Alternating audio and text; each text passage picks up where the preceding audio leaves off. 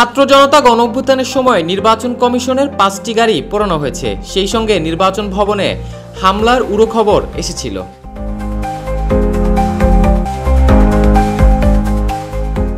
সেই থেকে এখনও শঙ্কা বিরাজ করছে কর্মকর্তা কর্মচারীদের মধ্যে। তাই নির্বাচন ভবনে প্রবেশে কড়াকড়ি আরোপের সিদ্ধান্ত নিয়েছে সংস্থাটি। সম্প্রতি অনুষ্ঠিত মাসিক সমন্বয় সভায় এমন সিদ্ধান্ত হয়েছে বলে জানা গেছে।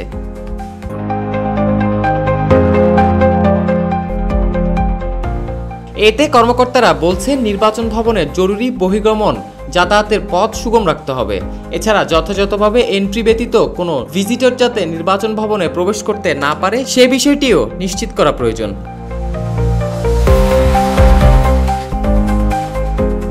ইসি সচিব শফিউল আজিম ওই সভার পর বিষয়টি নিশ্চিত করতে সংস্থাটির সেবা শাখাকে নির্দেশনা দিয়েছেন।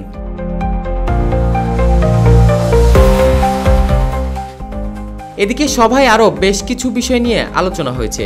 কর্মকর্তারা বলছেন, চট্টগ্রাম অঞ্চলে ভোটার নিবন্ধন ও জাতীয় পরিচয়পত্র প্রদানের ক্ষেত্রে ইতোমধ্যে প্রণীত সুপারিশসমূহ কমিশন কর্তৃক অনুমোদনক্রমে নতুন পরিপত্র জারি করা হয়েছে। বিষয়টি সংশ্লিষ্ট ভোটার এলাকার জনগণকে জানানোর ব্যবস্থা গ্রহণ করা প্রয়োজন।